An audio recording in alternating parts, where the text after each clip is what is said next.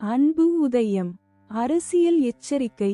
ஒரு ஜனநாயக நாட்டில் ஒரு குடிமகனுக்கு தனது நாட்டைப் பற்றிய அரசியல் அறிவு மட்டுமே அவரையும் அவரது குடும்பத்தையும் அவரது நாட்டையும் அடுத்த கட்ட வளர்ச்சிக்கு அழைத்துச் செல்வதற்கான ஒரே வழிமுறை ஆகும். அன்பு உதயம் அரசியல் புனித நூல். பிரிவு அறிமுகம்.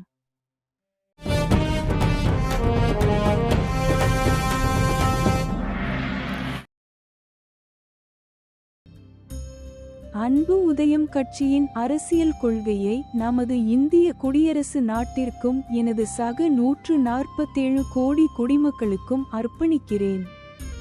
செம்பூர் சே. எம். சுபாஷ் பாபு, தலைவர், அன்பு உதயம் கட்சி.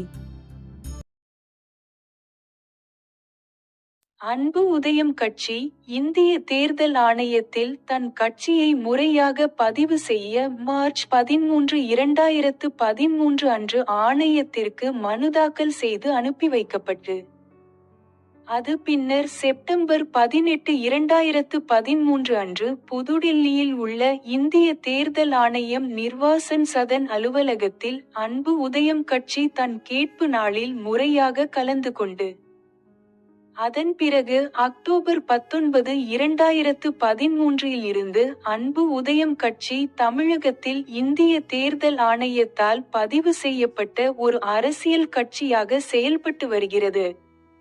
2009ஆம் ஆண்டு கம்பம் சட்டமன்ற இடைத்தேர்தலிலும் 2011 தமிழ்நாடு சட்டமன்ற பொது தேர்தலில் தியாகராயநகர் மற்றும் மயிலாப்பூர் சட்டமன்ற தொகுதியிலும் அன்பு உதயம் கட்சி வேட்பாளராக அந்த தேர்தல்களில் போட்டியிட்டது.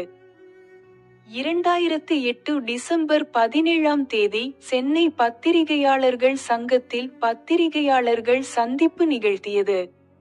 2009 ஜூலையில் கம்பம் சட்டமன்ற இடைத்தேர்தலில் போதும் 2011 தமிழ்நாடு சட்டமன்ற பொது தேர்தலுக்கு முன்பும் 2014 நாடாளுமன்ற தேர்தலுக்கு முன்பும் அன்பு உதயம் சென்னை பத்திரிகையாளர்கள் சங்கத்தில் பத்திரிகையாளர்கள் சந்திப்பை நிகழ்த்தியது.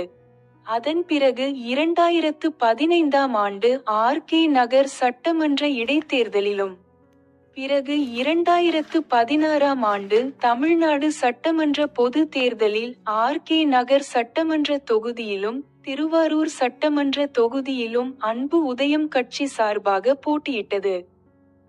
தேர்தல் கள பணிகளையும் மேற்கொண்டது. அரசியல் நடவடிக்கைகளை மேற்கொண்டு வருகிறது. ஆகஸ்ட் 12, 2025ஆம் தேதி அன்று இந்திய தேர்தல் ஆணையத்தில் இருந்து அன்பு உதயம் கட்சிக்கு ஒரு விளக்க கேட்பது அறிவிப்பு சோகாஸ் நோட்டீஸ் அனுப்பப்பட்டுள்ளது.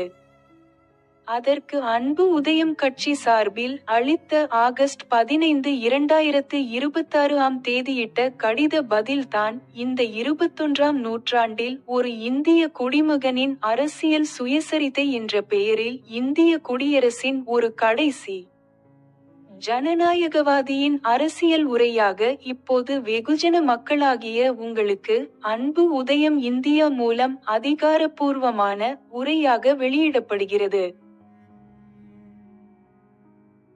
அன்பு உதயம் குடிமக்களின் சொந்த அரசியல்.